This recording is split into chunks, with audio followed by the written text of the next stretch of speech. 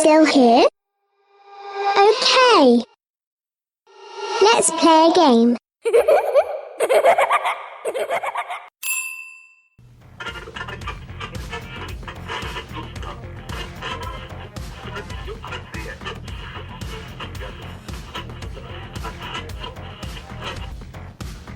And we are back, and that was Touch, The Secret Meeting. And we're with... What's that? That's a great song. Oh my God, I love it. I love it. We were having a great conversation off air again, and everywhere from song creation to being sick of photographs. But we almost got a little dirt on holding back, literally, from kaRIN, where that song came from. Maybe she may tell us in the future sometime. So we're going to definitely have them back. You guys, it's an open invitation, as Shaun was saying.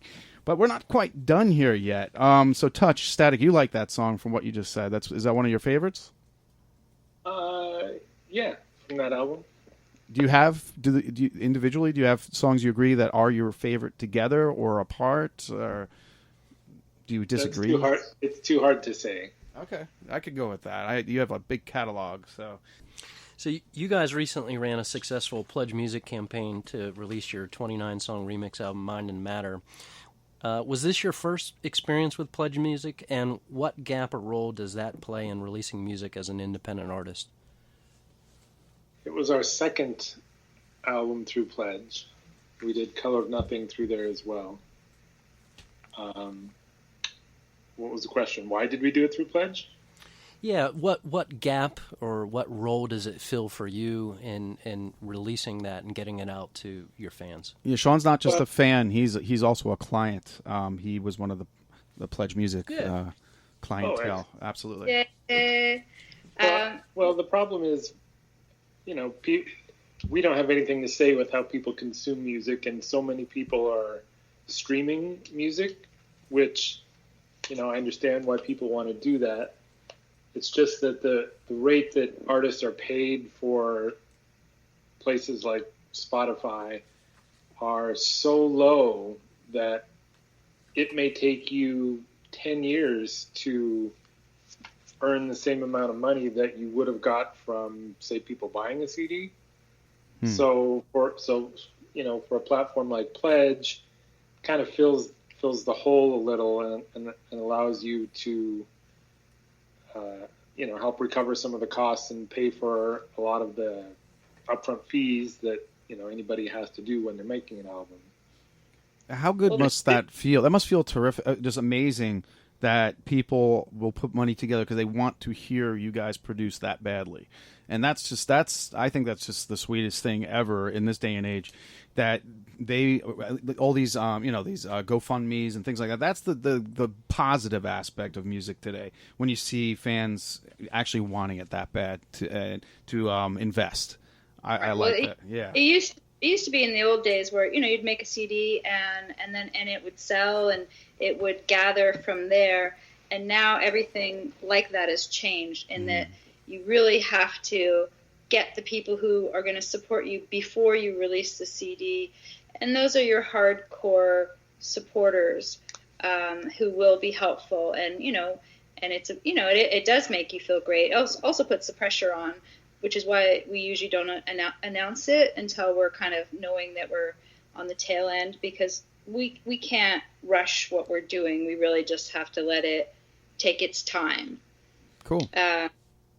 But, it's definitely part of how music works now and how artists have to go about getting paid. But it feels challenging too, because you feel like you're always having to ask for money, and that doesn't feel good. No, I listen to a lot of XM radio, and I listen to a lot of talk shows, and it just keeps me up to date and relevant. But the average musician now, and this is not everybody, makes $25,000 a year. And when you think about the volume of items sold, I mean, it's the production companies and labels that are eating it up. I don't know where you stand with that, how you feel about that. It's hard to make a living as a musician, and that's the same across the board from a lot of musicians I've talked to. Completely. So yeah, it's nice to get paid for what you love, but it's hard. Yeah, it's definitely a challenge for ourselves, and anybody pretty much that we know who's an artist, is having the same sort of challenges. And the thing is, we hate to harp on it and be like, oh, this, that, but people really need to know what's going on and how that actually does affect the long term of artists. Mm-hmm. And what I wanted to ask too. I guess this is for both of you. Are there any secrets in preparation before you do a show? Like, I've heard everything from total silence by themselves in a room to the point where Chino Marino from Deftones, he drinks vodka and Gatorade to get his voice in shape, which I can't see how that can work. But it sounds delicious. But is there any preparation that you two do before you get on the stage or perform live? Well, first off, that we've only done ever 9 live shows. Wow. Mm-hmm. That's incredible, though. I think that's cool. Now I can't wait to actually see you guys live. Well, and the 9th one, we rented out a big venue here in Los Angeles, and we did a big production live video, which is really cool, and you really get the experience. But that was our last show ever. Wow. That was for our Like the 100 DVD. Will you guys have more shows in the future ever? It really depends.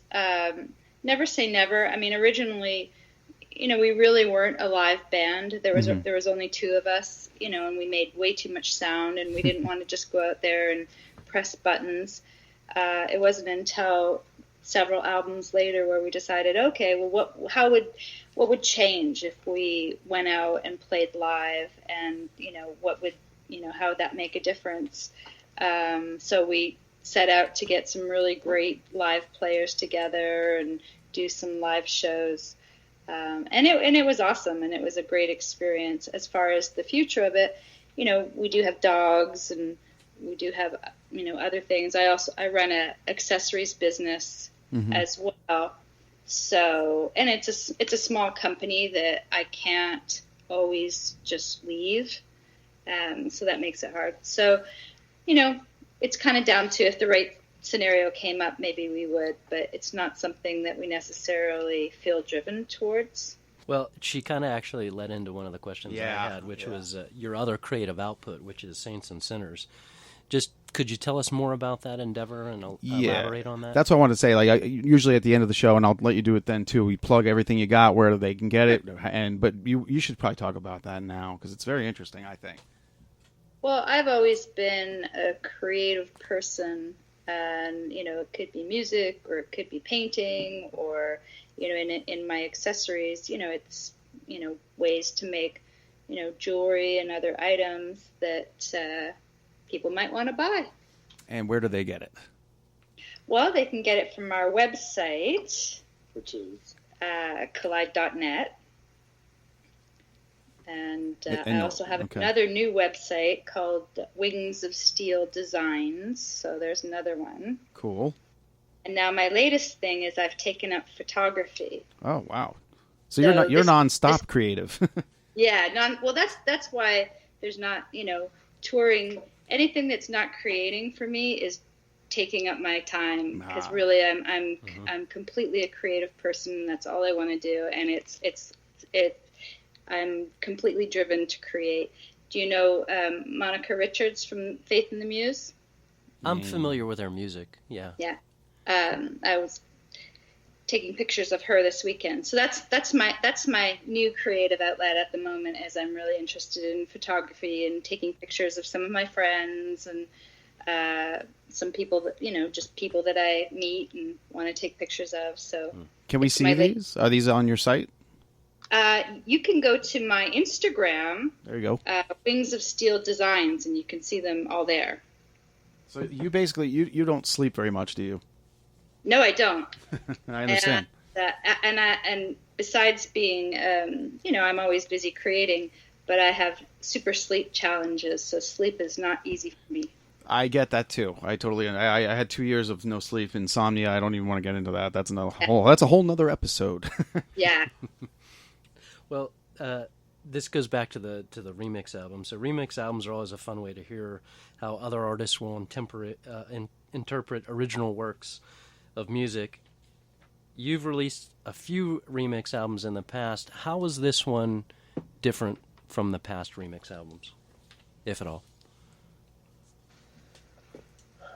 Well, the last couple that we've done, part of the remixes that were on it were done through a remix contest that we did ourselves. Oh, cool. Which we love that, because there's so much talent, and people who really, they might not want to do their full own project, but they're happy to work on something, with the thought that it might get released. So it's always been a really great experience, and we're really excited when we hear other people's versions of our songs that we like. That is so cool. Uh-huh. And it's always, I know when we were thinking about it before we started, it's a pretty big process, because we were doing remixes for all of the songs on the album. So that takes taking all the songs and making stems for all the songs and making it something so that people can easily download and do remixes from. And so I think just doing that was almost a month in itself. And then just, taking the time, then you got to give people the time to go through it. But how does this one differ from the other ones, they want to know? Good question. Yeah, Shaun, geez, what are you trying to do? I mean, I don't know how it differs, but that's how we did it. And back to the process thing. People always tell me that you have to schedule time. You must sit down and write, which I completely disagree with. I think it should be spur of the moment. When you get the idea, you sit down. If you're there for 6 hours writing it, that's when you were supposed to do it. That's back to the preparation. Like for you walking in the studio, Statik, and for you, kaRIN, when you're singing, is it in the moment in time, or do you plan it out like, this time next week I'm going to go sit down and we're going to record a song? I think I'm more of the mindset that, it's good if you have an idea, of course, to go work on it, but I also think it's good to sort of keep to a schedule somewhat. I can do that to where, okay, now I'm going to go in the studio all day and I'm going to work and then I'm done. And then I'll go work the next day, rather than, working 24 hours on something. And I work better, just give me a lump of time, but I still need, I need days to figure it out. And I'm probably a lot more freeform. I could probably sing in my studio for thousands of tracks and never even go back and listen to them. Wow. Is that a fear of going back to listening to something and cringeworthy? So like, oh my God, what did I do? Are you afraid to look back at something sometimes? Well, it's more that I'm mostly interested in what it feels like at that moment.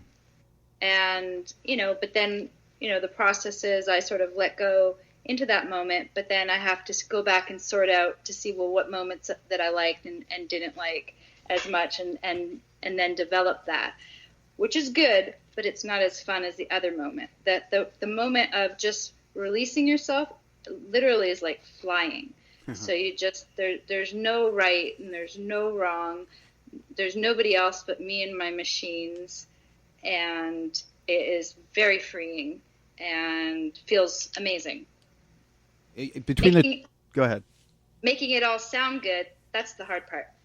Between the two of you, if I listen to both of you, as I was going to say before, it's therapy for me, because somewhere in the middle, this would really work for me if I scheduled and stuck to the spontaneity. This, for most creative people, it's a great idea. So you're kind of helping me without knowing it right now. Well, I think our approach to music is, completely opposite. Yeah. So that's part of what would possibly make it interesting, because I'm completely unstructured and he's very structured. I think I read somewhere that I think that's what Stephen King does when he writes. Is he has a schedule and he'll write every day. You are correct. Sometimes I think he gets a few pages and sometimes he gets a lot. And yep. I think that's the way it is for me. Well, that's good. Yeah, then the dichotomy between you two, I mean, just it works. It's been proven. Right. And I can't schedule because it either kind of comes out naturally or it doesn't. I can't make it be something that I like. I just have to let it kind of come out and then figure out what I like later. So you guys outside of Collide's music, you've both collaborated on some big projects in various capacities and with other artists. And we've mentioned a few of those already. We talked about Dean Garcia with Curve. We kind of briefly threw out Tool, and I think Statik, you've done a couple of songs with those guys, and you may be friends with those guys as well. But you've also done work with another one of my favorite artists, which is Kevin Key from Skinny Puppy. I think you've both worked with him, and you've worked with Prince and even the Spice Girls. How do these opportunities land in your lap, or how do those things? How do you end up working on those? Well, I'll start with Kevin. Kevin is he originally, when we first did Beneath the Skin, we were trying to figure out who to do a remix. And his name came up, and we were like, oh, yeah, that would be awesome. And he ended up doing a remix. We were in LA, and he was still in Vancouver at the time. Uh-huh. And then we would see him at different social gatherings, and we had mutual friends. And then we became really good friends. So he's one of our really good friends. We all have dogs, and we all have dog park days together, and turtles. We hang out together and that kind of thing. So we have a lot of fun with Kevin and his wife Rihanna. So yeah, and I did a little bit of work on Plateau, and Statik did some work on Great or Wrong of the Right. Yeah. Yeah, their comeback album. Yep. Like I said, we're all really good friends. And then as far as the others, what were the other bands? There's such a list. I was amazed by this. Well, on your website, there was a huge list of things that you've both done, and I'm sure it's even bigger than that. Well, Prince was kind of interesting because at the time I was working in a studio in LA, and I was doing programming and mix assistant work for this mixer, Keith Cohen, who was mixing a lot of Prince's projects. And that was when KARIN and I first met. And so after sort of seeing Prince come in the studio, and I would sort of add programming to songs and remixes that he was doing, and I guess he got to know me, and he asked me to move to Minneapolis.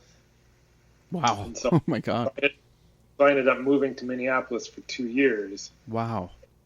And it was at that point that during that time as well, that KARIN and I started working on our music, and I would work on songs, and at the time, this was slightly before computer recording, where we had ADATs. Mm-hmm. And so I had an ADAT, and I bought an ADAT for KARIN so that she could work on stuff in LA while I was in Minneapolis. So we worked long distance pretty much on Beneath the Skin. Well, it seems to have worked out. So Prince, wow. Yeah, I mean, I'm not quite over that one yet. But that that's amazing. What an experience that had to have been. Were you overwhelmed at first? Yeah, I mean, I was always a Prince fan, Mm-hmm. so it was, I loved seeing him work, and he was a great, he was super talented, a great guitar player, and just the ease at which he could do vocals and vocal harmonies, at the drop of a hat. Yeah. And being, pretty much great at everything. It was definitely a learning experience. I was going to say, yeah. Did you take some stuff with you from that experience? It sounds like you did. Yeah, I think it's great. That's a good thing about being in a studio environment, though. With other people, is you get to see how other people work, how their tricks are, what equipment they use, how they write, how they produce songs, how they do remixes. All of that was, great. I guess I have to ask you to elaborate on the Spice Girls. again, that was through somebody that I knew just from working at the studio in LA, and they were working on the Spice Girls at the time, and I got asked to do some programming on some songs, and it was funny because, I mean, a lot of times, sort of being a studio musician, you would work on something and you may never hear that song again, or even hear of the band. Sometimes, it wouldn't be uncommon for a record label to not even release a record that you worked on, which, you're like, I like that record, why didn't it ever come out, or whatever happened to that song. And there may be, who knows why that would happen, but for Spice Girls, it was on their first record, and we had never heard of Spice Girls before. Nobody had ever heard of Spice Girls. Nobody had ever heard of them, but I remember going in the studio, and I think somebody told me, like, oh my God, these guys have like mega budget just for like their makeup and nails or something. And we were like, huh, okay. And then one day, I think... Well, they played the song, and I remember saying, this is never going anywhere. I think we heard their first single on, like, whatever it was, MTV. And then we were sitting working one day, and on MTV, there it was, tell you what you really want to hear. We were both like, what? And they blew up and went crazy. It's amazing. Yeah.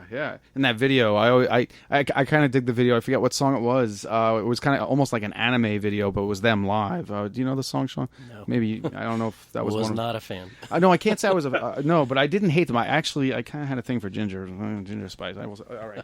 I shouldn't have said that. Well, anyway. I care. So, other than each other, what are maybe some of your favorite artists that you've worked with? Statik, I think you mentioned Prince, maybe. Favorite artists that I've worked with? Yeah. I also got to work with Michael Jackson for a number of years. Oh wow! I don't think I knew about that one. That was pretty lucky, I guess I would say. So the story with being able to work with him was after Prince, I moved back to LA. And I remember looking for music work, looking for studio work. And when I left LA, of course, somebody replaced me as sort of an assistant to the mixer I was working for.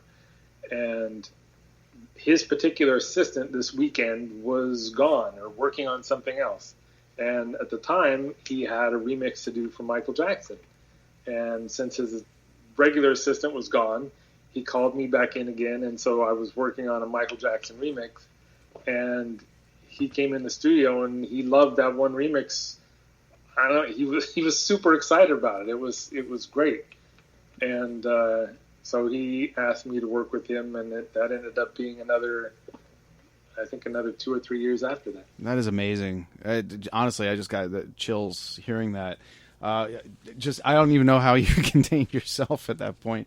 I'm not like, I like off the wall. I'm into the, if I was going to be into Michael Jackson's the earlier stuff. What time period was this? I agree. Off the wall is a great album. Oh yeah. Well, the first song that I did was on, I think he had a remix album called Blood on the Dance Floor. Oh yeah. And it was for a song called Morphine, which was, I think, just on that album.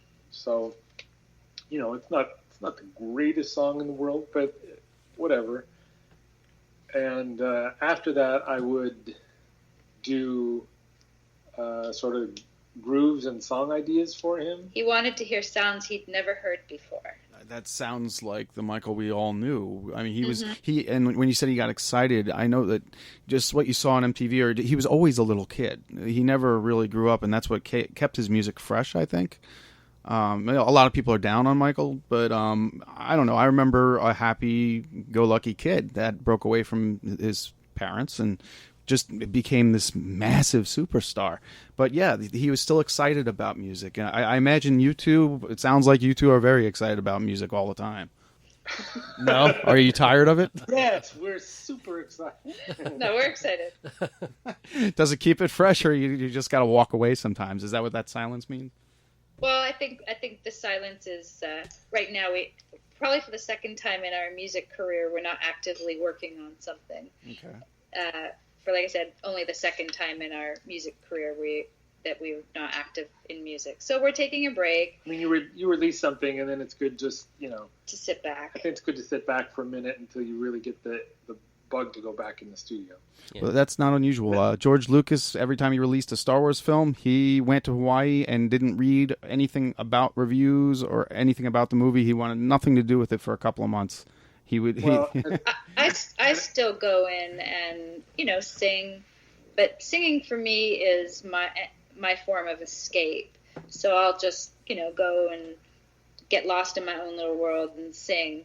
But as far as actually working on stuff, we're on a little bit of a hiatus. Well, it's hard for me because if I'm going to go in the studio and work, it's almost Full like on. It's almost like an all or nothing, to where now we're going to work, and that's what I'm doing. So I'm not working on music at the moment yet. He's building a fence. Okay. I did Is that to keep us out? Yeah, to keep our turtles in. Oh, okay. That's better. I built a fence last year, and that's hard work. Yeah, we put one in two years ago. I understand. Well, my last question was really, kind of what we just hit on was when would we expect new music? But I guess, another question could be, we've heard some of the other creative endeavors that kaRIN is working on. Statik, what about you? Outside of the music, what are some of the activities that you enjoy or things that you find interesting in your life? When I'm not working on music, I guess I'm sort of a builder. I build lots of things. I built some of our furniture. I built our, pond and a lot of stuff outdoors. So I like to think that I've gotten better as I've gotten older. So I'm a fair builder now. He also likes to bike up mountains. I'm also a mountain biker. Oh. People think he's crazy, the mountains that he likes to bike up. So you're a health nut like Shaun. I'm not a health nut. Oh. My wife is a health nut. No, I'm not a health nut, but I'm decent at biking up hills, I guess. Okay. He likes the process of going up the hill, where most people like the process of going down the hill. He likes going up the hill.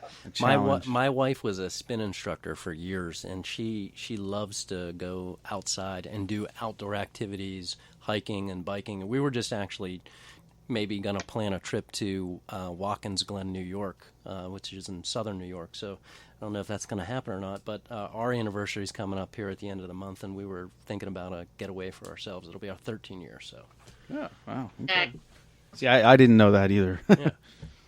Right. But before we go off, we're going to go off with something from Two-Headed Monster, Chaotic. But I want you two to plug away where you want people to go to find you. I know we found you on Facebook. Was that how you, Shaun? Yeah. Yeah. Go ahead and plug away. Tell people how to find your stuff and where they can definitely start paying for some of the music.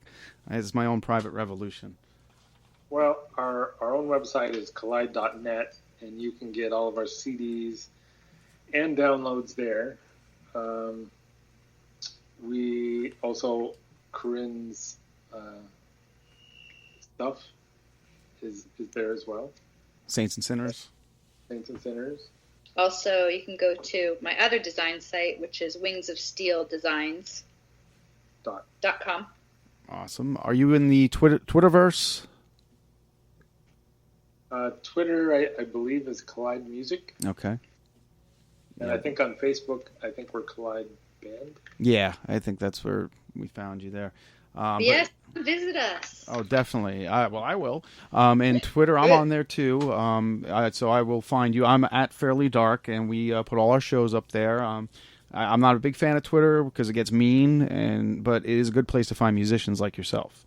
I think we're mostly Facebook people. You're mostly Facebook? Okay. I think Twitter's specialty is immediacy and maybe politics. Yeah, I would agree. I steer clear of that. Yeah, Shaun's not really involved with it. That's my job. I've been on there for so long. I have quite a few followers. I really don't want to lose and keep them entertained. And now having a band like Collide on will definitely up the ante. And I really appreciate you guys doing this. And I got to plug some stuff too here. You can find all our episodes of Kettle Whistle Radio. You too should listen to it too. But it's at www.fairlydarkproductions.com. Where my writing's there and all our episodes are there. And you can also find us on iTunes and Hipcast. And if people actually go to iTunes to find your stuff, this episode will pop up there too. Yay. Thank you for having us on your show. Yes, thank you so much.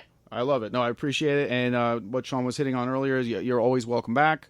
If you have anything, you wake up in the middle of the night, just, you can do that, record yourself and text it on over or send it, and we could have you on anytime you'd like. You're always welcome back. kaRIN is going to come back with that better answer. A better answer. And of all things, the song Holding Back. I love it. Well, thank you so much for doing this. Shaun, you got anything else before we say goodnight? Just find me on Facebook. Find Shaun Feldbush on Facebook. And if you find me, I'm David Fairhead. That's Fairhead, spelled like it sounds, on Facebook as well. And I want to thank you to kaRIN and Statik for doing this. And hopefully we talk to you again soon. Thank you. We really appreciate it. Absolutely. All right, folks, friends, and fiends. That storm. Yeah, you know what? We did avoid it seems, but it looks like it's getting a little darker than it should be at the moment out there. I can see out this window.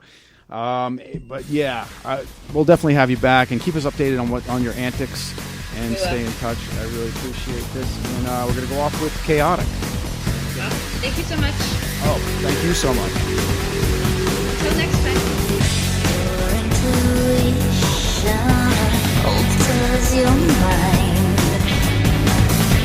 Superstition, damage control. In your dimension, thoughts to unwind. In your direction, and to unfold. Mind's out of control.